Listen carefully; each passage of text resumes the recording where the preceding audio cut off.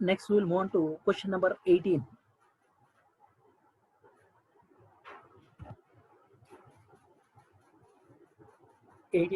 First one, A. Entity I sells a piece of machinery to the customer for 2 million payable in 90 days.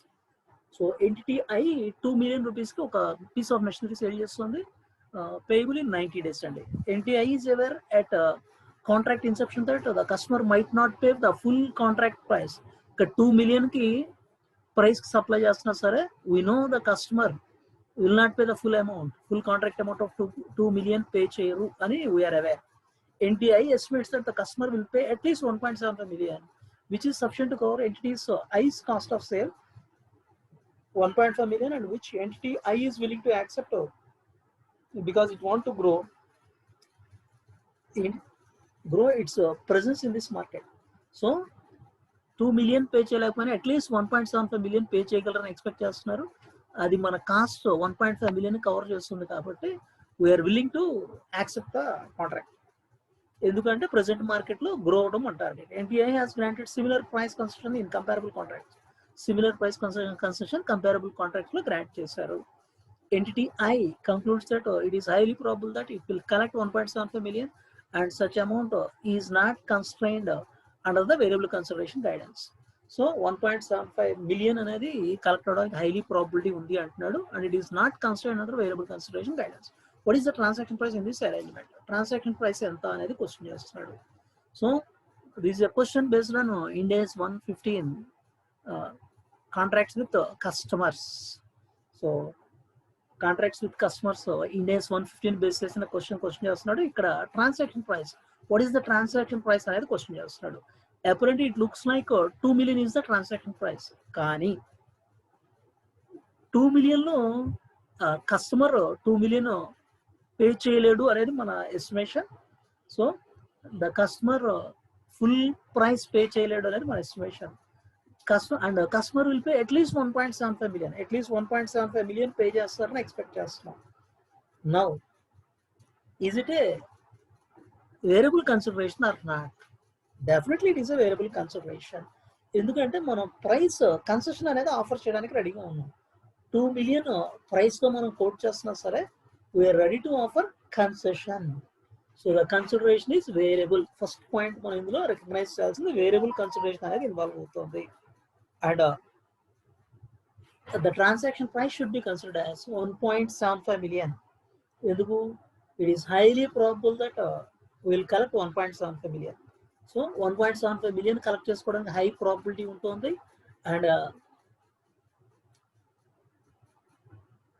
entity I has granted similar price concession in comparable contracts. Comparable contracts లో similar concessions అనేవి మనం offer చేసాము. And such amount is not constrained under variable consideration guidance. Variable consideration guidance lo there is no constraint for such amount. So the constraint anedi emi ledu. Thereby the transaction price should be considered as 1.75 lakhs. So indulo మనం analyse చేయాల్సిన facts ఏంటి అంటే, first one, even though 2 million మనం quote చేస్తున్నా సరే, most likely 2 million వాళ్ళు pay చేయలేరు. They will pay at least 1.75 million.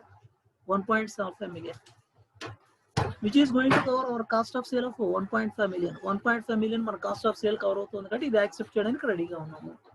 So customer 1.75 2 million pay చేయలేడని మనకు తెలుసు, and we're ready to accept for 1.75 million, which is highly probable. Thereby 1.75 million should be considered as the transaction price. ఇక్కడ consideration variable గా consider చేయాలి. Transaction price ని variable గా consider చేయాలి. మనం 2 million కోట్ చేస్తున్నా సరే 1.75 రిసీవ్ చేసుకోవడం రెడీ అవుతున్నాం. And similar price considerations are we're accepting. Similar price considerations మనం యాక్సెప్ట్ చేస్తున్నాం. And there is no constraint for such variable consideration. So variable constraints guidance లో అలాంటి కన్స్ట్రైంట్ అనేది ఏమీ లేదు. Thereby definitely we can consider it as 1.75 lakhs as per Ind AS 115 contracts with customers.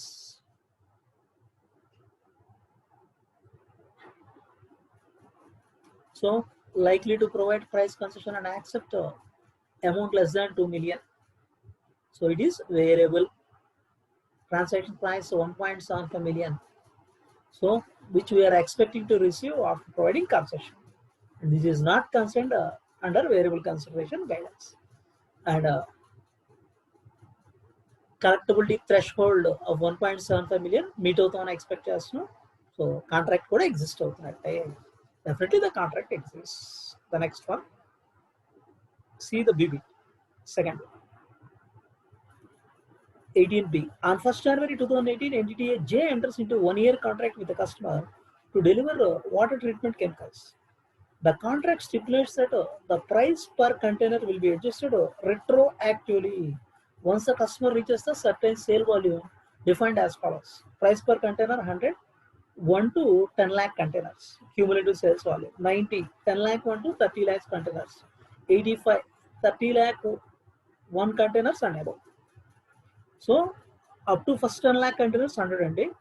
10 lakhs cross అయ్యి 30 lakhs లోపు ఉన్నట్టయితే 90, 30 lakhs cross అయ్యేటైతే 85. Volume is determined based on sales during the calendar year. There are no minimum purchase requirements. Minimum purchase requirements అనేవి ఏమీ లేవు. NTJ estimates that total sales volume for the year will be 2.8 million containers based on its experience with similar contracts and forecasted sales to the customer. So similar contracts based చేసి 2.8 million containers వరకు sale volume ఉంటుంది అని expect చేస్తున్నారు. NTJ sells 7 lakh containers to the customer during the first quarter ended 31st March 2018 for a contract price of 100 per container. How should NTJ determine the transaction price? Once again, he is speaking about transaction price. So 1 year contract అండి. ఈ 1 year contract లో మనం ఈ particular details specify చేస్తున్నారు. వీటిని base చేసి రెట్రోయాక్టివ్గా price అనేది adjust అవుతుందని చెప్తున్నాడు. సో ఈ కస్టమర్కి మనం 2.8 million కంటైనర్స్ సేల్ చేయగలం మనం ఎక్స్పెక్ట్ చేస్తున్నాం. ఎందుకంటే సిమిలర్ కాంట్రాక్ట్స్ బేస్ చేసి ఫోర్కాస్ట్ చేయగలుగుతాం. ఫస్ట్ క్వార్టర్లో 7 lakh కంటైనర్స్ సేల్ చేసాం at price of 100. How should the NTJ determine the transaction price? So ఇప్పుడు మరి 7 lakhs into 100 ఏదైతే ఉందో 700 lakhsని మనం ట్రాన్సాక్షన్ ప్రైస్ ట్రాన్సాక్షన్ వాల్యూగా కన్సిడర్ చేయొచ్చా? 100 rupees ట్రాన్సాక్షన్ ప్రైస్గా కన్సిడర్ చేయొచ్చా? Just see the given information. The contract stipulates that price per container will be adjusted retroactively once customer reaches certain sales volume defined as follows. So ఈ స్లాబ్స్ని బట్టి మనం రిట్రోయాక్టివ్గా price consider చేస్తూ ఉంటాం. మరి how much we're expecting 2.8 million అంటే 28 lakh containers expect చేస్తున్నాం. It is falling under the second slab అంటే 90 rate అనేది చార్జ్ అయ్యే పాసిబిలిటీ ఉంది. Thereby 90 should be considered as the transaction price. మరి ఇప్పుడు దీన్ని ప్రజెంట్ చేసేటప్పుడు ఎలా ప్రజెంట్ చేయాలి? That we have to analyse. Then ఈ పర్టికులర్ కాంటెక్స్ట్ లో 90 పర్ కంటైనర్ అనేది based on estimated volume of 2.8 billion containers. We're expecting 2.8 million containers. దాన్ని బేస్ చేసి వీఆర్ ఎక్స్పెక్టింగ్ 90 అనే ప్రైస్ ని ఎక్స్పెక్ట్ చేస్తున్నాం. సో 2.8 million కంటైనర్స్ అనే యావరేజ్ ని బేస్ చేసి ఎస్టిమేట్ ని బేస్ చేసి we're considering 90 as the price. Definitely మనం ఆ పర్టికులర్ స్లాబ్ అంటే ఇది సెకండ్ స్లాబ్ లో ఫాలో అవుతుంది. Definitely we can consider 90 as the transaction price. And 90 అనే ట్రాన్సాక్షన్ ప్రైస్ లో రెవెన్యూ కన్సిడర్ చేసిన రెవెన్యూ రివర్స్ అయ్యే ఛాన్స్ లెసర్ ఛాన్స్ అనేది ఉంది. So it is highly probable that significant reversal of the revenue recognized will not happen at 90. So reversal of revenue recognized will not happen at 90 అనేది మనం డెఫినెట్గా consider చేయొచ్చు. There by 90 beyond మనం ఏదైతే ఇప్పుడు receive చేసుకుంటున్నామో అంటే 100 rupees చొప్పున మనం రిసీవ్ చేసుకుంటున్నాం. 90 బియాండ్ 10 rupees ఎక్స్ట్రా ఏదైతే రిసీవ్ చేసుకుంటున్నాం better to represent as liability. దాని లయబిలిటీగా రిప్రజెంట్ చేయడం బెటర్గా చెప్పచ్చు. Then in this particular one 100 అనే ప్రైస్కి ఇనిషియల్లీ ఈ పర్టిక్యులర్ క్వార్టర్లో 7 lakh కంటైనర్స్ సప్లై చేశాం. కానీ based on the slabs we're expecting 2.8 million అంటే ఈ సెకండ్ స్లాబ్ లో 90 అనే ప్రైస్ అప్లై అవుతుంది. So if 90 we're recognising as a price, transaction price, the significant chance of reversal of revenue will not occur. అది మనం expect చేస్తాము. So better to recognise 90 as a transaction price. 90కి మించి ఎంతైతే collect చేస్తున్నామో దాన్ని లయబిలిటీగా రికగ్నైజ్ చేయడం బెటర్. ఇట్ మీన్స్ ఇక్కడ రెవెన్యూగా మనం 100 into 7 lakhs into 100 700 lakhs ని రికగ్నైజ్ చేయడం రీజనబుల్ కాదు. Better to recognise revenue 90 into 7 lakhs 630 lakhs అని రెవెన్యూగా రికగ్నైజ్ చేయడం బెటర్. అండ్ ఆ యాక్సెస్ రిసీవ్డ్ 10 rupees అంటే 7 lakhs into 10 70 lakhs ని లయబిలిటీగా రికగ్నైజ్ చేయడం ఇట్ ఈస్ బెటర్. సో మరి ఈ 10 rupees యాక్సెస్ కలెక్ట్ చేసింది ఎప్పుడైతే క్యూములేటివ్ సేల్స్ ఎప్పుడైతే ఆ స్లాబ్ లో పెడతాయో then we have to adjust. thereby better to consider the remaining portion of 70 lakhs as liability.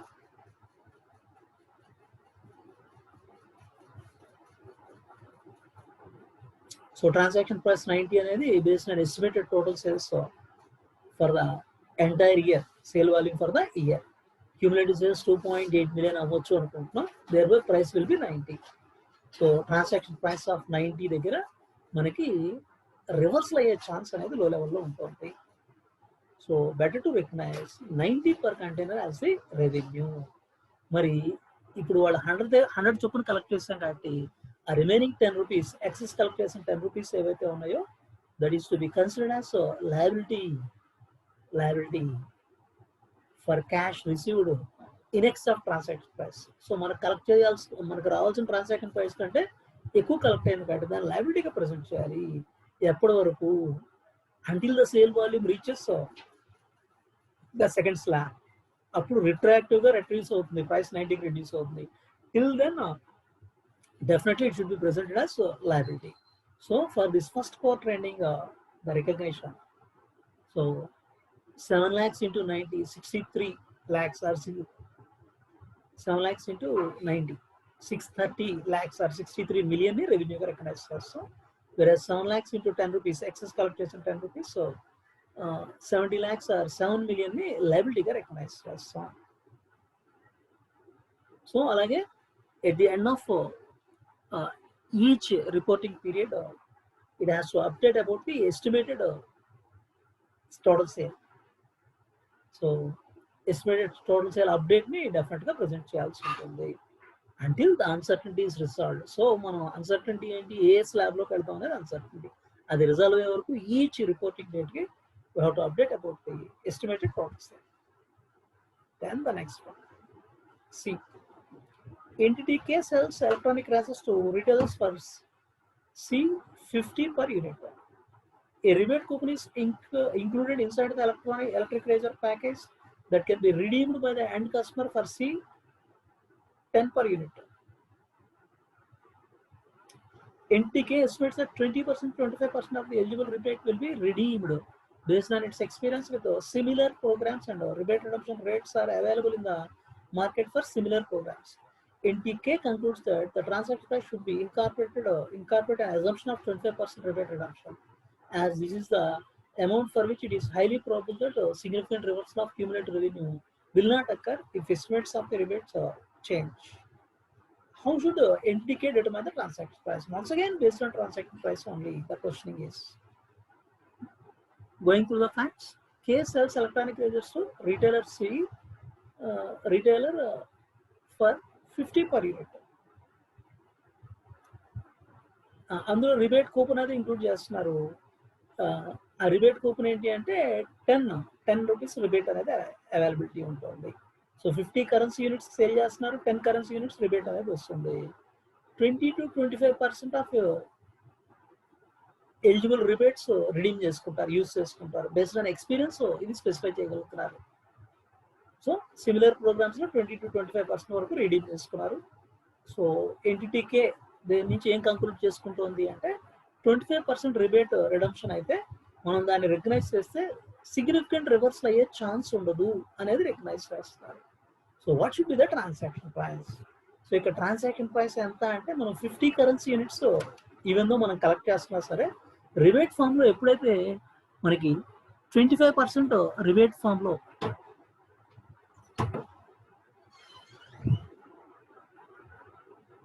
$50 currency units we are collecting. A reward coupon is included inside the account that can be redeemed by the end customer for 10C per unit. So వాళ్ళు 10 currency units వరకు rebate use చేసుకోవచ్చు. ఇందులో 20 to 25% వరకు ఇది redeem చేసుకునే chance ఉంది అంటున్నాడు. అంటే 10 into 20 or 25%. So better to take 25% as rebate redemption అంటున్నాడు. అంటే 10 into 25% 2.5 currency units rebate use చేసుకునే ఛాన్స్ ఉంది. Expected value of rebate. So even దో మనం 50 కలెక్ట్ చేసుకున్న రిబేట్ ఫామ్ లో 10 రిబేట్ ఫామ్ లో అవైల్ అయ్యే పాసిబిలిటీ ఉంది. దానికి 25% ఛాన్స్ ఉంది కాబట్టి we have to consider 2.5 as rebate. And transaction price ని 50 - 2.5 47.5 కి రికగ్నైజ్ చేయడం రీజనబుల్ గా మనం కన్సిడర్ చేయొచ్చు definitely in this particular. So ఇక్కడ ట్రాన్సాక్షన్ ప్రైస్ గా మనం 47.5 ని ట్రాన్సాక్షన్ ప్రైస్ గా రికగ్నైజ్ చేయడం రీజనబుల్ అండి. 50 -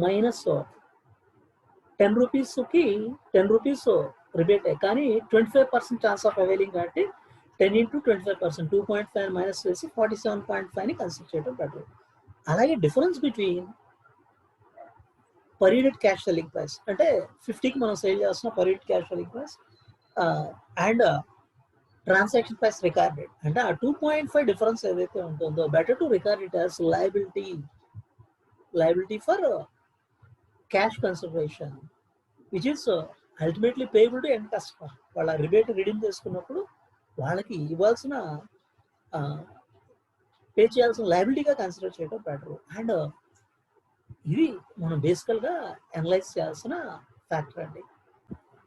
దెన్ విత్ ఇన్ దిస్ మనం periodically we have to update about the latest information about the rebate and a rebate మన ఎక్స్పెక్టేషన్స్ ఏమైనా చేంజ్ అయితే వాటిని కూడా అప్డేట్ చేయడం better. So in this particular context ఈ పర్టిక్యులర్ కాంటెక్స్ట్ లో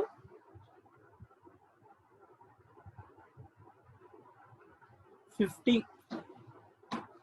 సెల్లింగ్ ప్రైస్ కానీ 10 రూపీస్ రిబేట్ ఛాన్స్ ఉంది 10 కరెన్సీ యూనిట్స్. దీని 25% chance of redeeming and its effective value is 2.5. So 50 - 2.5 47.5 got to recognize as a transaction price. Then మనం 50 collect చేస్తున్నాం 47.5 recognise చేస్తున్నాం. So ఆ 2.5 difference ఏదైతే ఉందో దాన్ని లయబిలిటీగా కన్సిడర్ చేయడం reasonable. Better to consider it as liability.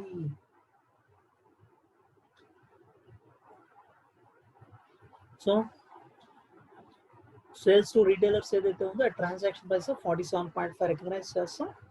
Difference between cash selling price to retailer 50కి సేల్ చేస్తాం అండ్ ట్రాన్సాక్షన్ ప్రైస్ ఏదైతే ఉందో ఆ రెండింటికి ఉన్న difference will be record as liability. దీన్ని లయబిలిటీగా రికార్డ్ చేస్తాం. So for this is to be payable to end customer. So liability for cash consideration which is expected to be payable to end customer. And periodically we have to update estimate of the rebate update చేయాల్సి ఉంటుంది. And the transaction price ని update of rebate ని every reporting date కి వీటిని update చేయాల్సి ఉంటుంది. So estimates about rebate change అవుతుంది అంటే దాన్ని కానీ అండ్ ట్రాన్సాక్షన్ ప్రైస్ కానీ మనం అప్డేట్ చేస్తూనే ఉండాలి ఈచ్ రిపోర్టింగ్ పీరియడ్కి. Will go for next one. D. A manufacturer enters into a contract to sell goods to a retailer for 1,000 rupees. The manufacturer also offers price protection whereby it will reimburse the retailer for any difference between the sale price and the lowest price offered to any customer during the following 6 months. So ఇప్పుడు 1000కి sale చేస్తున్నాం కానీ price protection ఏమి ఇస్తున్నాము అంటే next 6 monthsలో ఇంతకంటే lower price sale చేస్తే 900 sale చేస్తాం 100 వీళ్ళకి ఇచ్చేస్తాం 800 సేల్ చేస్తాం 200 will pay off to this particular customer. This class is consistent with other price protection classes offered in the past. So ఇలాంటి క్లాసెస్ పాస్ట్లో కూడా ఆఫర్ చేస్తాం. And the manufacturer believes that it has experience which is predictive for this contract. So ilant experience ఉన్నాయి. Management expects that it will offer a price decrease of 5% during the price production period. జనరల్గా 5% వరకు price production period లో వీళ్ళు decrease అనేది offer చేస్తారు. Management concludes that it is highly probable that a significant reversal of cumulative revenue will not occur if estimates change. How will the manufacturer determine the transaction price? Once again based on transaction price. So ఇక్కడ 1000 మనం charge చేస్తున్నాం అంటే next 6 months లో ఎవరికైనా if you are going to charge lesser than this ఆ particular concession వీళ్ళకి కూడా offer చేస్తాం. సో మేనేజ్మెంట్ ఎక్స్పెక్ట్ చేస్తుంది ఏంటి అంటే జనరల్గా 5% వరకు మనం ప్రైస్ రిడ్యూస్ చేసే పాసిబిలిటీ ఉంది. అంటే 1000లో 5%, 50 వరకు మనం రిడ్యూస్ చేసే పాసిబిలిటీ ఉంది. సో ఇప్పుడు 950 మనం ట్రాన్సాక్షన్ ప్రైస్ గా చార్జ్ చేస్తే chance of reversal will be significant chance of reversal will not అక్కర్. thereby better to consider transaction price as 950 transaction price గా కన్సిడర్ చేయడం రీజనబుల్ గా మనం స్పెసిఫై. ఈవెన్ ఇక్కడ ఇన్వాయిస్ మనం 1000 రూపీస్ చార్జ్ చేస్తున్నా సరే జనరల్లీ ఒక 5% వరకు మనం ఇలాంటి వాటిలో కన్స్ట్రక్షన్ ఆఫర్ చేసే ఛాన్స్ ఉంది కాబట్టి ఆ 15 రిడ్యూస్ చేసి 915 ట్రాన్సాక్షన్ ప్రైస్ గా కన్సిడర్ చేయడం రీజనబుల్ గా చెప్పొచ్చు. 950 ఎప్పుడైతే మనం కన్సిడర్ చేస్తున్నామో significant chance of reversal will not అక్కర్, అది హ్యాపెన్ అవ్వదు. సో జనరలీ ప్రైస్ ప్రొటెక్షన్ లో మనం 5% వరకు పెడుతున్నాం అనేది వీఆర్ కన్సిడరింగ్. సో ఆ 1000 ఏదైతే మనం కలెక్ట్ చేస్తున్నామో అందులో 915 ట్రాన్సాక్షన్ ప్రైస్ గా కన్సిడర్ చేసి రిమైనింగ్ 15 లయబిలిటీ రీంబర్స్ చేయాల్సిన లయబిలిటీ ఉంటుంది కాబట్టి లయబిలిటీగా రికగ్నైజ్ చేయడం రీజనబుల్ అండి.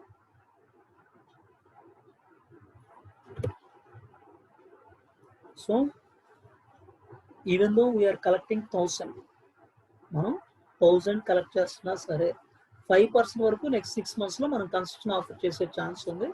thereby better to consider 950 as a revenue. కానీ మరి 1000 కలెక్ట్ చేసాం కాబట్టి ఈ 50ని మనం లయబిలిటీగా రికగ్నైజ్ చేయడం better. Reasonable to recognise this 50 as liability to be reimburse చేయాల్సిన లయబిలిటీగా కన్సిడర్ చేయడం రీజనబుల్ అండి. Then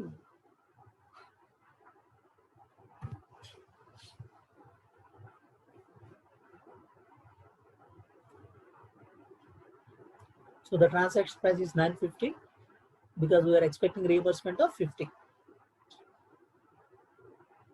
So in the beginning itself we are expecting 50 వరకు అంటే 5% వరకు రీఎంబర్స్ చేసే ఛాన్స్ ఉంది అనేది ఎక్స్పెక్ట్ చేస్తున్నాం కాబట్టి ఇలాంటి ప్రైస్ ప్రొటెక్షన్ అగ్రిమెంట్స్ లో better to consider 950 and remaining 50 ఏదైతే ఉందో ఆ difference between invoice price and transaction price ఆ 50ని మనం లయబిలిటీగా రికగ్నైజ్ చేయడం reasonable. Because that is to be refunded to the retailers కి రిఫండ్ ఇవ్వాల్సి ఉంటుంది. మ్యానుఫ్యాక్చర్ పీరియడికల్ గా డెఫినెట్ గా దీన్ని అప్డేట్ చేయాల్సి ఉంటుంది. ఎస్టిమేట్ రిగార్డింగ్ ఎక్స్పెక్టెడ్ రీఎంబర్స్మెంట్ ని ఈచ్ రిపోర్టింగ్ డేట్ కి అప్డేట్ చేయాల్సి ఉంటుంది టిల్ ద అన్సర్టనిటీస్ రిజాల్వ్. ఈ అన్సర్టనిటీ రిజాల్వ్ అయ్యేంత వరకు ఎక్స్పెక్టెడ్ రీఎంబర్స్మెంట్ ఏదైతే ఉందో దాన్ని ఆ ఎస్టిమేట్ ని క్లియర్ కట్ గా అప్డేట్ చేయాల్సి ఉంటుంది. This is questioning about index 115 complete గా అన్ని ట్రాన్సాక్షన్ ప్రైస్ చేసి ప్రైస్ బేస్ చేసిన క్వశ్చన్స్ అండి. Next will move on to problem number 3.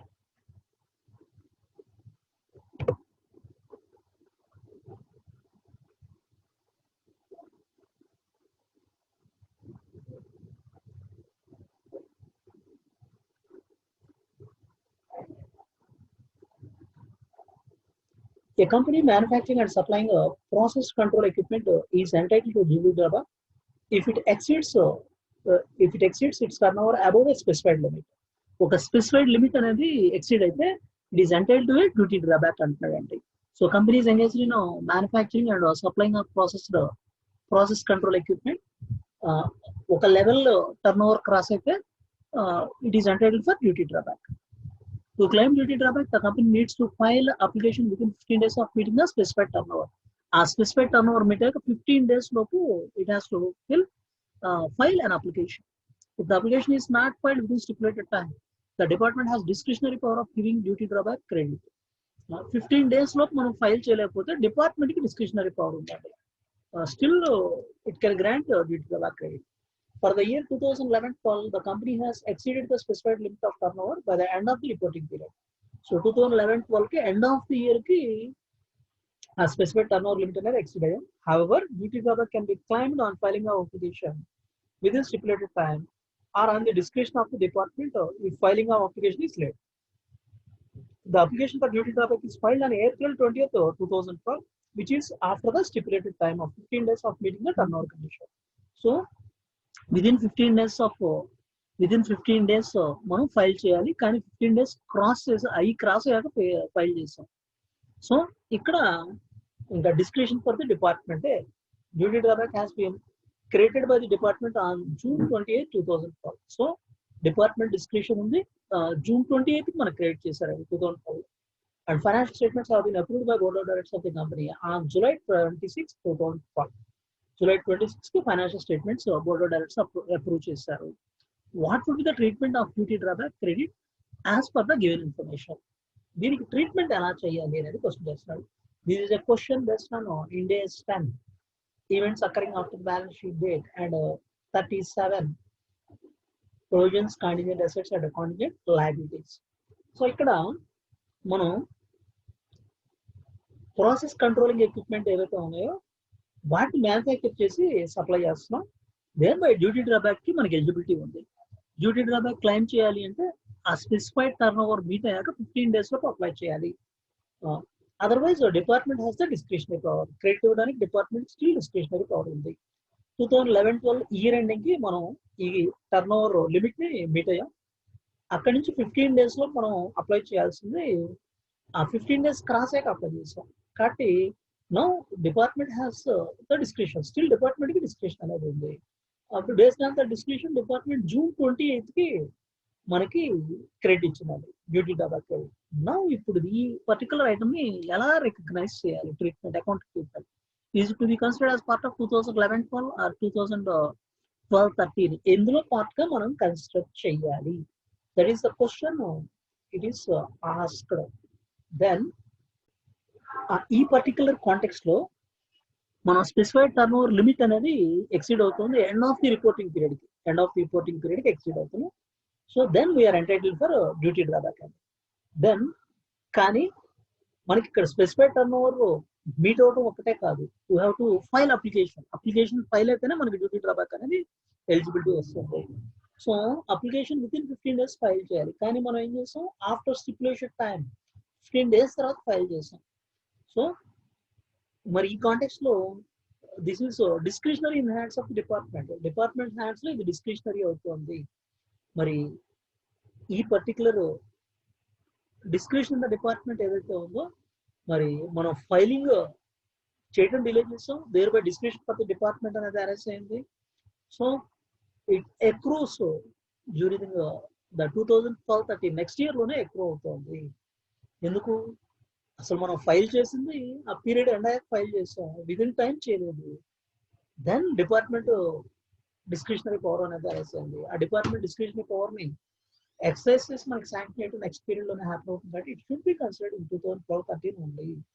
మరి at the end of reporting period 2011-12 ending కి మనం దీన్ని కన్సిడర్ చేయాలా అవసరం లేదా?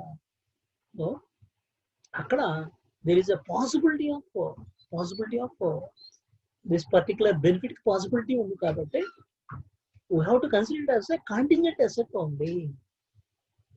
సో డిపార్ట్మెంట్ మనకు క్రెడిట్ చేసే పాసిబిలిటీ అనేది ఉంది కాబట్టి డ్యూటీ డ్రాబ్యాక్ ని this is only a possibility, certainty is not there, only a possibility. So by the end of 2011-12 we have to consider it only as a contingent asset. Only contingent asset గానే మనం record చేయాల్సి ఉంటుంది.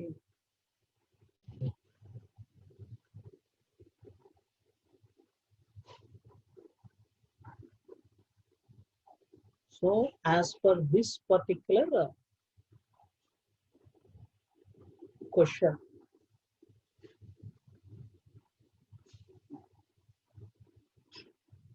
Specified turn over అనేది end of the reporting period కి meet అయ్యాం, exceed అయ్యాం, duty drawback eligibility వచ్చింది. Application stipulated time తర్వాత ఫైల్ చేస్తున్నాం. Then this is discretionary in the hands of the department. So మన క్లెయిమ్ అనేది ఎప్పుడు ఎక్కువ అవుతుంది, not during 2011-12. This becomes accrual only during the 2012-13. So it will arise only during 2012-13. అప్పుడే మనం రెవెన్యూగా రికగ్నైజ్ చేయొచ్చు. దెన్ మరి 2011-12 ఎండింగ్ కి డ్యూటీ డ్రాబ్యాక్ కాంటింజెంట్ అసెట్ గానే రికగ్నైజ్ చేయాలి. You have to recognise it as contingent asset. So as per Ind AS 37 which deals with provisions, contingent liabilities and contingent assets, ఈ contingent assets ఏమన్నా ఉన్నాయనేది continuous గా మనం assess చేయాల్సిందే. ఎందుకు? ఏదైనా ఉంటే డెఫినెట్లీ మనం we have to reflect in the financial statements. So అవి వర్చువల్ గా రియల్ గా సర్టెన్ అయ్యేంత వరకు, ఎకనామిక్ బెనిఫిట్స్ ఏవైతే ఉన్నాయో రియల్ గా సర్టెన్ అయ్యేంత వరకు మనం వాటిని ఇన్కమ్ గా రికగ్నైజ్ చేయలేం. Till then they have to be considered as contingent asset only. So when the economic benefits are probable, then they should be considered as contingent asset only. So 2011-12 ending it is probable only, thereby contingent asset గా మనం recognise చేయాలి. And దానికి relevant income ఆ particular certainty అనేది ఎప్పుడైతే arise అవుతుందో ఆ certainty arise అయినప్పుడే దీన్ని రికగ్నైజ్ చేయాలి. అంటే 2012-13 లోనే ఇన్కమ్ గా రికగ్నైజ్ చేయాలి. This is about this particular question. Next we will move on to another question.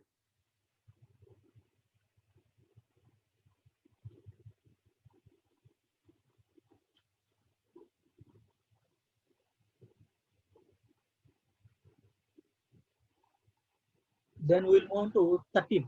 Question number 13. Rainbow Limited is carrying out various projects for which the company has either received government financial assistance or in the process of receiving the same. So different projects will take up చేస్తున్నారు. వీటికి already government assistance రావడం కానీ in the process of receiving అని ఉంటుంది. The company has received 2 grants of 1 lakh each relating to the following ongoing research and development projects. 1 lakh each on 2 projects received annually. The first grant relates to the Clean River project, which involves research into the effect of various chemical waste from the industrial area in Madhya Pradesh. So Clean River project, ఇక్కడ chemical waste అనేది ఒక industrial ఏరియాలో మధ్యప్రదేశ్ లో chemical waste అనేది arise అవుతుంది. So దాన్ని ఈ chemical waste ని మనం ఫర్దర్ గా రీసెర్చ్ చేసి క్లీనింగ్ కోసం క్లీన్ రివర్ ప్రాజెక్ట్ అనేది త్రూ దట్ ఫస్ట్ గ్రాంట్ అనేది రిలీజ్ అవుతుంది. However no major steps have been completed by Rainbow Limited to commence this research as at 31st March 2012. ఇప్పటి వరకు మన సైడ్ నుంచి రీసెర్చ్ కి స్టెప్స్ ఏమి పుట్ ఫార్వర్డ్ అవ్వలేదు. Then second one, the second grant relates to the commercial development of a new equipment that can be used to manufacture eco-friendly substitutes for existing plastic products. Existing plastic products ki eco-friendly substitutes ne develop cheyalem. Rainbow Limited is confident about the technical feasibility and the financial viability of the new technology, which will be available for sale in the market by April 2013. April 2013 ki ee new technology ni మనం introduce cheyagalmani we are confident. Then the next one, in September 2011, due to the floods near one of its factories, the entire production was lost and Rainbow Limited has to shut down the factory for a period of 3 months. So floods వల్ల September 2011 నుంచి ఒక 3 months factory shut down చేయాల్సిన possibility arise అయింది. The state government announced a compensation package for all the manufacturing entities affecting due to floods. So floods వల్ల effect అయిన manufacturing entities అన్నిటికీ compensation అనేది government provide చేస్తుంది. As per the scheme, Rainbow Limited is entitled to a compensation based on the average of previous 3 months sales figure prior to the floods. So previous 3 months sales figures ని base చేసి on an average compensation అనేది provide చేస్తారు. For which the company is required to submit an application form on or before 30th June 2012 with necessary figures. 30th June 2012 లోపు వీటికి form application file చేస్తే eligibility ఉంటుంది. The financial statements of Rainbow Limited are to be adopted on 31st May 2012, by which date the claim form would not have been filed with the state government. 31st May ఇంకా claim form మనం form ని వాళ్ళకి submit చేయగలం. So this is the account treatment of if any for the 2 grants received and the flood related compensation in the books of accounts of Rainbow Limited as on 31st March 2012. So ఈ particular grants లో accounting treatment ఎలా ఉంటుంది and flood related compensation account treatment ఎలా ఉంటుంది. This is a question based on India's 20 government grants base చేసిన question. So 2 grants 1 lakh each అండి 2 projects కోసం. First ఏంటి క్లీన్ రివర్ ప్రాజెక్ట్, దానికి రీసెర్చ్ ఆ కెమికల్ వేస్ట్ మనం ఎలా ప్రాసెస్ చేయాలని రీసెర్చ్ చేయాలి. మేజర్ స్టెప్స్ ఇప్పటి వరకు ఏం టేకప్ చేయలేదు, but we have received 1 lakh. Second grant commercial development of new equipment, plastic products కి సబ్స్టిట్యూట్స్ కి. సో మనం టెక్నికల్ గా ఫైనాన్షియల్ గా మన టెక్నాలజీ ఫీజిబుల్ గా కన్సిడర్ చేస్తున్నాం. We're confident and new technology available by April 2013 కి అవైలబిలిటీ ఉంటుంది. సో ఫస్ట్ వీళ్ళు think about these two grants. So ఇక్కడ క్లీన్ రివర్ ప్రాజెక్ట్ ఎగనెస్ట్ వస్తున్న 1 lakh గ్రాంట్ ఏంటి అనేది కండిషనల్ అన్కండిషనల్ అనేది ఏమీ స్పెసిఫై చేయలేదండి. Nothing has been specified. ఇక్కడ అన్కండిషనల్ గ్రాంట్ గా కన్సిడర్ చేస్తే immediately we have to credit it as income to the PNL. PNL లో దీన్ని ఇన్కమ్ గా మనం రికగ్నైజ్ చేయాల్సి ఉంటుంది. అన్కండిషనల్ గ్రాంట్ గా కన్సిడర్ చేస్తే 1 lakh మనకి రిసీవ్ అయింది. If you're considering it as unconditional grant, definitely we have to consider as income in PNL. PNL లో ఇన్కమ్ గా రికగ్నైజ్ చేయాల్సి ఉంటుంది. ఇన్ కేస్ దీన్ని మనం కండిషనల్ గ్రాంట్ గా కన్సిడర్ చేస్తే సో దాన్ని డిఫర్డ్ ఇన్కమ్ గా రికగ్నైజ్ చేసి now we have to recognise it as deferred income and over a period of time expenses ఎప్పుడైతే మనం వీటిని ఇంకా అవుతామో over a period of time దాన్ని పీరియాడికల్ గా ఇన్కమ్ గా రికగ్నైజ్ చేయాల్సి ఉంటుంది. This is about the first grant. First grant గురించి ఇది మనం జడ్జ్ చేయగలిగింది. సో ఇక్కడ ఫస్ట్ గ్రాంట్ లో క్లీన్ రివర్ ప్రాజెక్ట్ లో వాడు ఇది కండిషనల్ అన్కండిషనల్ అనేది ఏమీ స్పెసిఫై చేయలేదు. ఇక్కడ అన్కండిషనల్ గా కన్సిడర్ చేయడానికి బేస్ ఏంటి అంటే రిఫండ్ గురించి ఏమీ స్పెసిఫై చేయలేదండి. ఈ కండిషన్స్ మీట్ అవ్వలేకపోతే రిఫండ్ ఇవ్వాలి అనే డీటెయిల్స్ ఏమీ లేవు కాబట్టి we can take it as unconditional grant. మన సైడ్ నుంచి స్టెప్స్ ఇంకా మేజర్ స్టెప్స్ ఏమి స్టార్ట్ అవ్వలేదు. That is okay. రీసెర్చింగ్ కి మేజర్ స్టెప్స్ ఏమి స్టార్ట్ అవ్వలేదు. But we have received the grant receive చేసుకున్నాం కాబట్టి 31st March 2012 ఎండింగ్ పిఎన్ఎల్ లో దాని ఇన్కమ్ గా రికగ్నైజ్ చేయడం రీజనబుల్ గా డెఫినెట్ గా కన్సిడర్ చేయొచ్చు. అదర్వైజ్ ఆల్టర్నేటివ్ ట్రీట్మెంట్ ఏంటి అంటే ఇక్కడ కండిషనల్ గ్రాంట్ గా మనం కన్సిడర్ చేసేట్లయితే over a period of time దాన్ని మన ఎక్స్పెండిచర్ ఆ రీసెర్చ్ టువర్డ్స్ ఎక్స్పెండిచర్ ఎలా అయితే ఇంకర్ అవుతున్నామో over a period of time దాన్ని ఇన్కమ్ గా రికగ్నైజ్ చేస్తూ వెళ్ళచ్చు in the pattern of expenditure. ఇప్పుడు డిఫర్డ్ ఇన్కమ్ గా కన్సిడర్ చేసి over a period expenditure pattern base చేసి definitely we can recognise it as income.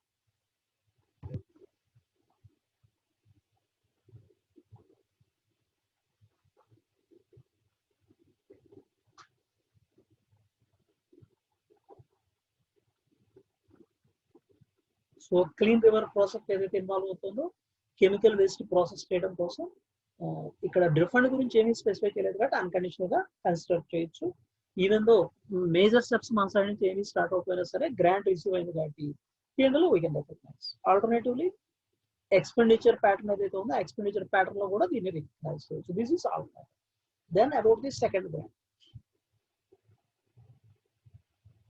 Second grant ఏంటి? ఎకో ఫ్రెండ్లీ సబ్స్టిట్యూట్ ని డెవలప్ చేయడం కోసం ఎగ్జిస్టింగ్ ప్లాస్టిక్ ప్రొడక్ట్స్ సబ్స్టిట్యూట్ గా eco friendly products ని డెవలప్ చేయడం అంటే సో ఒక ఎక్విప్మెంట్ ని మనం బిల్డ్ చేస్తున్నాం. టెక్నాలజికల్ గా ఫైనాన్షియల్ గా ఇది ఫీజిబుల్ అవుతుంది. న్యూ టెక్నాలజీని ఏప్రిల్ 2013 లో డెఫినెట్ గా ఇంట్రడ్యూస్ చేయగలం మేనేజ్మెంట్ కాన్ఫిడెంట్ గా ఉంది. So this is related to the construction of asset, commercial development of new equipment. ఒక ఎక్విప్మెంట్ ని బిల్డ్ చేస్తున్నందుకు so this is a depreciable asset. ఒక డిప్రిషియబుల్ అసెట్ కోసం గ్రాంట్ అనేది అరైజ్ అవుతుంది. ఈ డిప్రిషియబుల్ అసెట్ కోసం గ్రాంట్ అనేది అరైజ్ అవుతుంది కాబట్టి దీన్ని డిఫర్డ్ ఇన్కమ్ గా రికగ్నైజ్ చేయాలి. Should be recognised as deferred income and over a period of time systematic and reasonable basis లో రేషనల్ బేసిస్ లో దీన్ని over a period of time you have to spread as income. So over a period of time income గా spread చేస్తూ వెళ్ళాలి.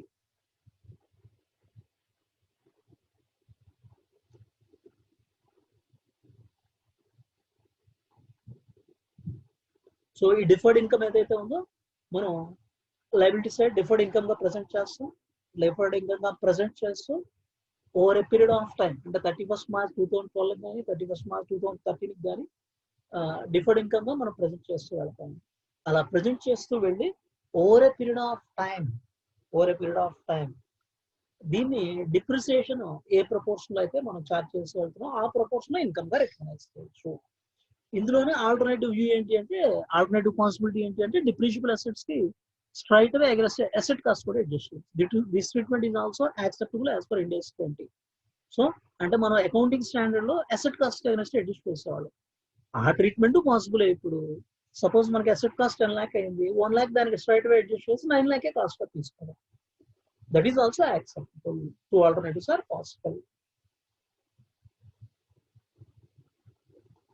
So new equipment కోసం ఈ grant అనేది వస్తుంది. So this is available April 2013 నుంచి అవైలబిలిటీ ఉంటుంది.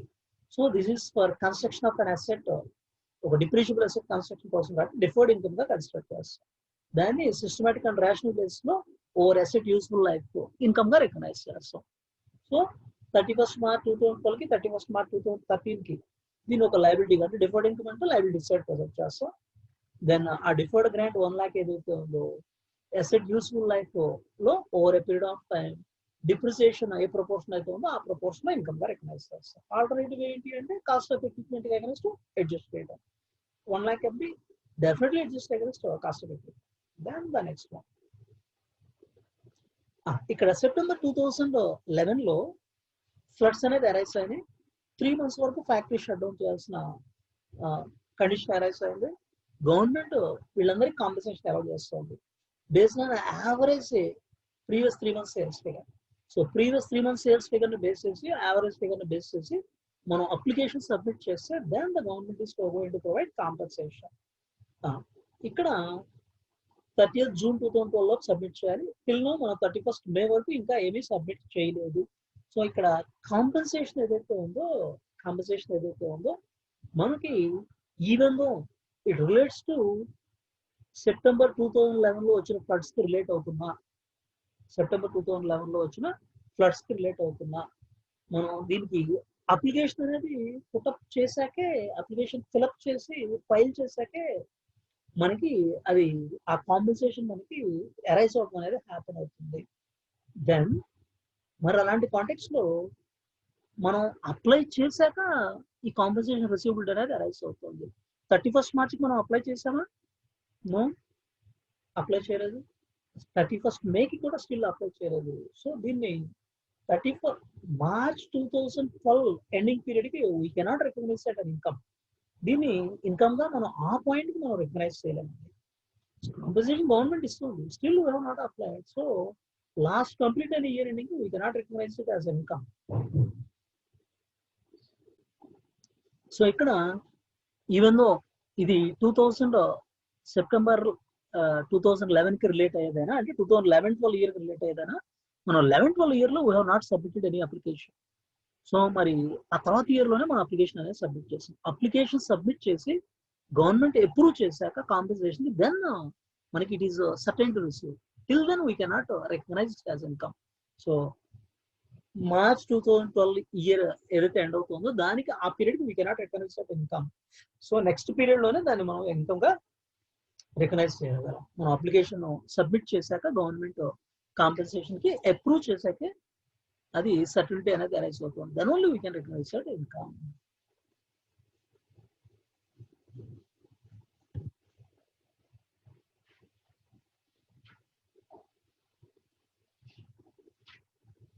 అప్లికేషన్ ఓన్లీ 31st May 2012 తర్వాత, అంటే 2012-13 లోనే మనం సబ్మిట్ చేసాం. ఫ్లడ్ హ్యాపెన్ అయింది సెప్టెంబర్ 2011 లోనే.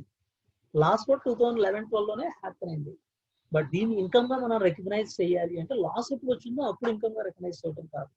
గవర్నమెంట్ ఎప్పుడు యాక్సెప్ట్ చేస్తుందో అప్పుడు. గవర్నమెంట్ మనం అప్లై చేయకుండా కాంపెన్సేషన్ యాక్సెప్ట్ చేయదు. సో 2011-12 లో అప్లికేషన్ మనం సబ్మిట్ చేయలేదు. సో ఫ్లడ్ అక్కర్ అయింది 2011-12 లో అయినా మనం సబ్మిట్ చేస్తుంది 2012-13 లోనే కాబట్టి we cannot recognise it as income receivable by the end of 31st March 2012. 31st March 2012 కి దీన్ని కన్సిడర్ చేయలేదు. సో నెక్స్ట్ ఇయర్ 2012-13 ఇయర్ లో మనం సబ్మిట్ చేసి గవర్నమెంట్ అప్రూవ్ చేస్తుంది అంటే డెఫినెట్ గా then we can recognise as income. This is about this particular problem. Then we'll move on to the next one. 16. Question number 16. While preparing the financial statements for the year ended 31st March 2013, Alpha Limited has observed two issues in the previous year. India's financial statement, that is 31st March 2012, which are as follows. Issue 1. The company has presented certain material liabilities as non-current in its financial statement for the period for periods as on 31st March 2012. While preparing annual financial statement for the year ended 31st March 2013, management discovered that these liabilities should have been classified as current. అంటే 31st March 2012కి non current గా classify చేసిన liabilities next year ending మనం observe చేస్తే ఏంటి అంటే దీన్ని current లయబిలిటీగా classify చేసి ఉండాల్సింది. Management discovers that these liabilities should have been classified as current. The management intends to restate the comparative amount for the prior period presented, that is as at 31st March 2012. So దీన్ని restate చేయాలని expect చేస్తున్నారు. This is issue 1. Issue 2, the company had charged off certain expenses as finance costs in the year ended 31st March 2012. While preparing annual financial statement for the year ended 31st March 2013, it was discovered that these expenses should have been classified as other expenses. This is of finance cost. So last period లో finance cost గా classify చేసి ఇప్పుడు finance cost కాదు other expense గా treat చేయడం reasonable గా construct చేస్తారు. The error occurred because the management inadvertently misinterpreted certain facts. So management misinterpretation వల్ల ఇది arise అవుతుంది. The entity intends to restate the comparative amount for the prior period presented in which the error occurred. That is year ended 31st March 2012. So దీన్ని restate చేయాలనుకుంటారు. What is your analysis and recommendation in respect of the issue noted with the previously presented set of financial statements for the year ended 31st March 2012? So ఇక్కడ this is a questioning based on Ind AS 8. Ind AS 8 ని base చేసి questioning ఉంది. So Ind AS 8 ని base చేసిన ఈ particular question లో మనం prior period errors అనేవి ఏమన్నా ఇన్వాల్వ్ అవుతున్నాయనే ఫ్యాక్ట్ ని మనం అనలైజ్ చేసుకోవాలి. We have to analyze whether there any prior period errors are involved. So Ind AS 8 deals with accounting policies, so changes in accounting estimates and errors. It deals with accounting policies, changes in accounting estimates and errors. So prior period error ఏమన్నా involve అవుతుందా అనే fact మనం analyse చేయాలి. So ఇక్కడ ఈ particular Ind AS 8 target ఏంటి అంటే financial statements recognition కానీ మెజర్మెంట్ కానీ ప్రెజెంటేషన్ కానీ డిస్క్లోజ్ కానీ ప్రాపర్ గా ఉండాలి. సో మనం రికగ్నైజ్ చేసే ఐటమ్స్ రికగ్నిషన్ కానీ మెజర్మెంట్ కానీ presentation and disclose financial elements financial statements లో ప్రాపర్ గా ఉండాలి. సో మెటీరియల్ ఎర్రర్స్ అనేది ఉంటే డెఫినెట్ గా ప్రెజెంటేషన్ లో మనం మిస్ అవుతున్నట్టే, ఫైనాన్షియల్ పొజిషన్ ప్రాపర్ గా ప్రెజెంట్ చేస్తున్నట్టు కాదు. ఇమ్మెటీరియల్ ఎర్రర్స్ అంటే we need not worry about it. So material errors అనేది ఇన్వాల్వ్ అవుతున్నాయి అంటే financial position and financial performance మనం ప్రాపర్ గా ప్రెజెంట్ చేస్తున్నట్టు కాదు. So definitely they should be corrected. Definite గా వాటిని కరెక్ట్ చేయాల్సిందే. సో ఆ పర్టికులర్ పీరియడ్ లో డిటెక్ట్ అయితే ఆ పర్టికులర్ పీరియడ్ లోనే కరెక్ట్ చేస్తాం. నెక్స్ట్ పీరియడ్ లో డిటెక్ట్ అయినాయి so definitely prior period errors ని మనం రెక్టిఫై చేయాల్సిందే. ఫైనాన్షియల్ స్టేట్మెంట్స్ ని మనం ప్రాపర్ గా ప్రెజెంట్ చేయాలి అంటే రెక్టిఫై చేయాల్సిందే. సో ఇక్కడ issue 1 reclassification of liability 31st March 2012 కి నాన్ కరెంట్ లయబిలిటీగా క్లాసిఫై చేసాం. కానీ 31st March 2013 కి మేనేజ్మెంట్ అబ్జర్వ్ చేసింది ఏంటి అంటే this should be classified as current liability. Last year దీన్ని కరెంట్ లయబిలిటీగా క్లాసిఫై చేసి ఉండాల్సిందే అనేది అబ్జర్వ్ చేసాం. thereby they want to restate, దీన్ని రీస్టేట్ చేయాలని ఎక్స్పెక్ట్ చేస్తున్నారు. So definitely this is a prior period error. Correction చేయడం అనేది definitely reasonable. As per Ind AS definitely this is a prior period error. Classification proper గా చేయలేదు. Then correction of error అనేది మనం take up చేయాలి. ఆ కరెక్షన్ ఆఫ్ ఎర్రర్ మనం take up చేయడం వల్ల ఫైనాన్షియల్ స్టేట్మెంట్స్ ప్రాపర్ గా ప్రెజెంట్ చేయడం అనేది పాసిబిలిటీ ఉంటుంది. దెన్ ఇలాంటి ప్రియర్ పీరియడ్ ఎర్రర్స్ ఎప్పుడు మనం కరెక్ట్ చేస్తున్నా సరే దాని ఇంపాక్ట్ బ్యాలెన్స్ షీట్ మీద ఉంటుంది అంటే మనం లేటెస్ట్ ఫైనాన్షియల్ స్టేట్మెంట్స్ ప్రిపేర్ చేస్తున్నప్పుడు కంపారిటివ్స్ అట్లీస్ట్ 1 year కంపారిటివ్ అనేది ఉండాలి. అంటే జనరల్ గా 2 బ్యాలెన్స్ షీట్స్ మినిమం అనేది ఉంటాయి. Ind AS 1 మీరు రికలెక్ట్ చేసుకుంటే 2 balance sheets latest period balance sheet తో పాటు కంపారిటివ్ 1 year కి ప్రెజెంట్ చేస్తాం. మరి ఆ పర్టికులర్ పీరియడ్ మనం ఇక్కడ రెక్టిఫికేషన్ ఆర్ ఎర్రర్ ఏదైతే ఉందో దాన్ని కరెక్ట్ చేస్తుంది. అలాంటప్పుడు ఓపెనింగ్ బ్యాలెన్స్ షీట్ కూడా ఆ పీరియడ్ ఓపెనింగ్ బ్యాలెన్స్ షీట్ కూడా మనం ప్రెజెంట్ చేయాల్సి ఉంటుంది. Here we need to present 3 balance sheets present చేయాల్సిన నెసెసిటీ అనేది అరైజ్ అవుతుంది.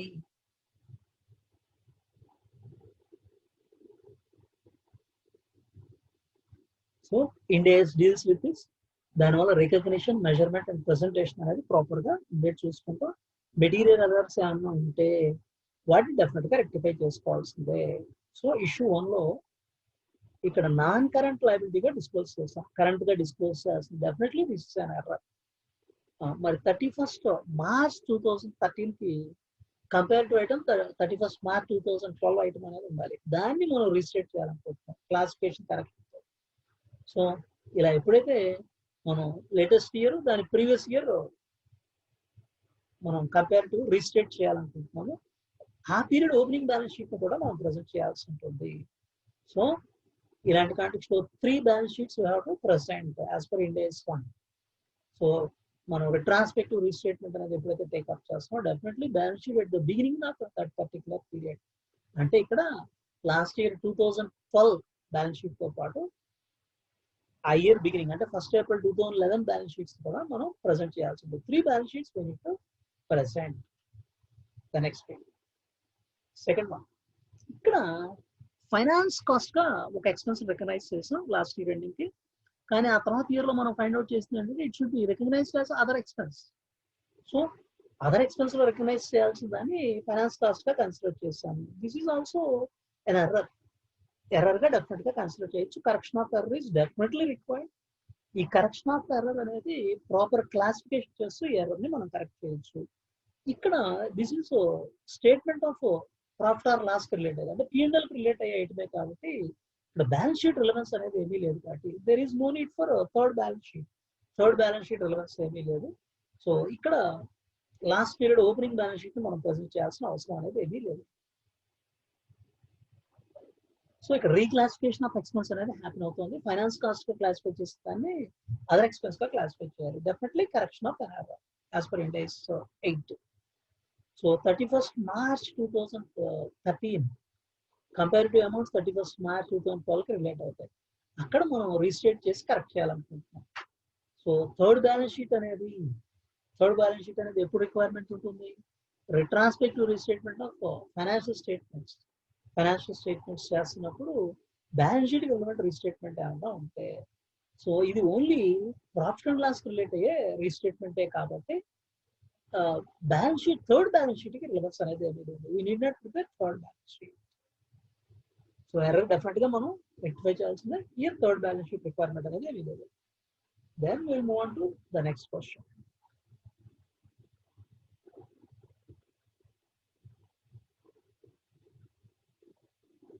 The last one, question number 6. NTXYZ entered into a contract to supply 1000 television sets for 2 million. 1000 television sets ni 2 million ki supply cheyadaniki contract icharanడి. An increase in the cost of inputs has resulted into an increase in the cost of sales to 2.5 million. Cost of inputs increase avadam valla cost of sale 2.5 million ki increase ayindi. The penalty for non-performance of the contract is expected to be 0.25 million. So ఈ contract perform చేయలేకపోతే 0.25 million penalty arise అవుతుంది. Is the contract onerous and how much provision in this regard is required.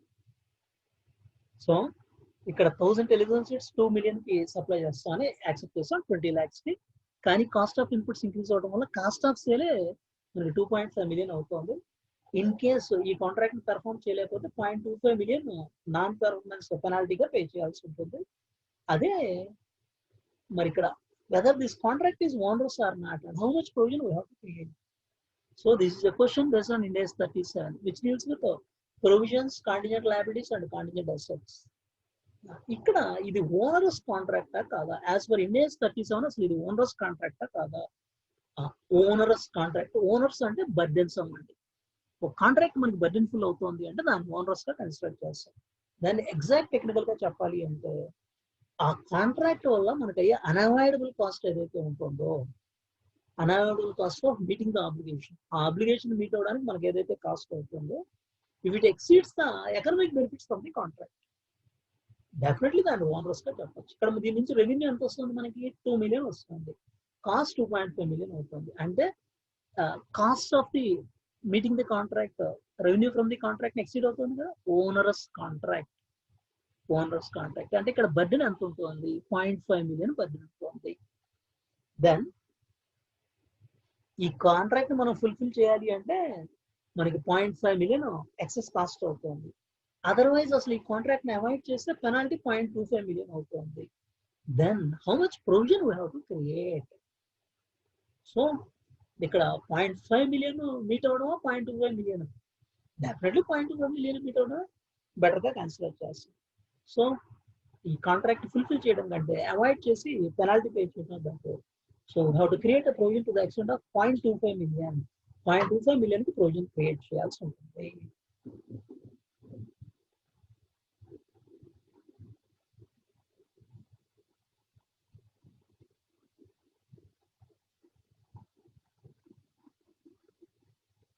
India's 37 deals with provisions, contingent liabilities and contingent assets. Onerous contract అంటే cost of unavoidable cost of meeting obligations. Cost of meeting obligation అనేది it exceeds the economic benefits to be receive. So ఇక్కడ మనకి revenue 2 million వస్తే cost 2.5 million అవుతుంది. There by 0.5 million మనకి excess cost అవుతుంది. ఇది కాదు అనుకుంటే if you're going to exit from the contract penalty 0.25 million. So best estimate of unavoidable cost ఏంటంటే ఈ రెండింటిలో ఏది లీస్ట్ అయితే అదే. సో కాంపెన్సేషన్ 0.25 million ఇక్కడ బెటర్ అవుతుంది.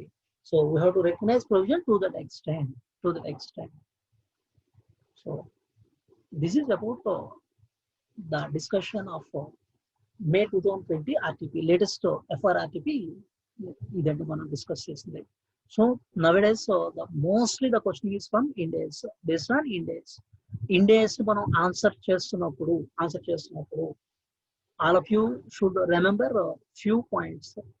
ఒకటి, ఆ స్టాండర్డ్ లో ఏ స్టాండర్డ్ అయితే డీల్ చేస్తుందో ఆ స్టాండర్డ్ ని మెన్షన్ చేయడం అండి. ఆ standard number and standard name ని మెన్షన్ చేయడం అండ్ ఆ ప్రొవిజన్ ఏదైతే ఉందో దాన్ని మెన్షన్ చేయండి. సో ఇండేస్ 37 ఓనరస్ కాంట్రాక్ట్ డీల్ చేస్తుంది. ఓనరస్ కాంట్రాక్ట్ అంటే దిస్ పర్టికులర్ వన్. ఈ క్వశ్చన్ కే కాదండి, ఏ క్వశ్చన్ కైనా సరే అసలు ఆ పర్టికులర్ ప్రొవిజన్ ఏంటి అనేది చెప్పండి. సో 37 డీల్ చేస్తుంది, ఆ 37 నేమ్, అక్కడ ఓనరస్ కాంట్రాక్ట్ ఏంటి, అలా మిగతా క్వశ్చన్స్ కూడా ప్రొవిజన్ ని క్లియర్ గా మెన్షన్ చేయడం, అదొక step. Next step facts of the case. ఈ పర్టికులర్ కేసులో ఫ్యాక్ట్స్ ఏమున్నాయి, దెన్ ఈ రెండింటిని రిలేట్ చేసి మనం ఎక్స్ప్లెయిన్ చేస్తూ అల్టిమేట్ కంక్లూజన్ అనేది ఇవ్వాలి. సో స్ట్రైట్ గా మీరు క్వశ్చన్ చూడగానే so 37 basis you have to create provision of 0.25 lakhs అంటే you are not going to get full marks. So suppose దీన్ని 8 marks క్వశ్చన్ చేశాడు, 2 marks గా బైఫికేట్ చేసుకుంటాడు. మీరు ఆ 37 మెన్షన్ చేస్తూ ఓనరస్ కాంట్రాక్ట్ ని as per that provision define చేసినందుకు ఒక 2 marks సెగ్రిగేట్ చేసుకుంటారు.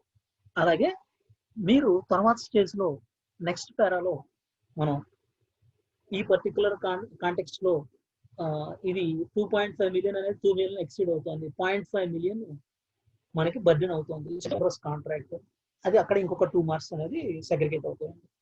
దెన్ ప్రొవిజన్ మనం డెఫినెట్ గా క్రియేట్ చేయాలి. So lower of these two మనం 0.5 million 0.25 million పెనాల్టీ పే చేయడం better, which ever is lower, అక్కడ ఇంకొక 2 marks సెగ్రిగేట్ చేసే పాసిబిలిటీ ఉంటుంది. సో ఒకవేళ 8 marks క్వశ్చన్ చేస్తే ఇంకో 1 mark ఎక్కడైనా వాడు దాన్ని అటాచ్ చేయొచ్చు. సో దేర్ బై ఈ లాలో ఎలా అయితే మీరు ప్రొవిజన్ లాలో కానీ ట్యాక్స్ లో కానీ ప్రొవిజన్ మెన్షన్ చేసి ఆ ప్రొవిజన్ ఎక్స్ప్లెయిన్ చేయడంతో పాటు తర్వాత ఆ పర్టికులర్ కేస్ రిలేట్ చేసి చివరి కంక్లూజన్ 3 steps లో ఎలా ఆన్సర్ చేస్తున్నారు. ఇండియన్ అకౌంటింగ్ స్టాండర్డ్ కూడా సేమ్ వే, ఏ ఇండేస్ డీల్ చేస్తుంది, name of that Ind AS, what is the provision, అక్కడ ప్రొవిజన్, దెన్ ఈ particular facts of the case ఏంటి, ఇక్కడ రిలేట్ చేస్తే మన కంక్లూజన్. 3 steps లో ఆన్సర్ చేయాల్సిందే, otherwise you're not going to get full marks. Step wise marks ఉంటాయి ఎగ్జామ్ వాల్యుయేషన్ లో. సో ఈ ప్రిన్సిపల్ డెఫినెట్ గా ఫాలో అవ్వండి. మనకి ఇప్పుడున్న సినారియోలో 70% ఇండియన్ అకౌంటింగ్ స్టాండర్డ్స్ ఉంటాయి ఎగ్జామ్ లో. సో టోటల్ 120 లో 80 marks are from Ind ASs and 40 marks including choice, 40 marks are from chapters. So 80 + 40 combination. So ఈ 18 మనం ఫేస్ చేయాలి అంటే డెఫినెట్లీ ఇలా రాస్తేనే you are going to get 2 marks. Otherwise మీ ఆన్సర్ కరెక్ట్ అయినా సరే you will get partial marks. Be careful about this particular thing. All the best all of you for immediate exams.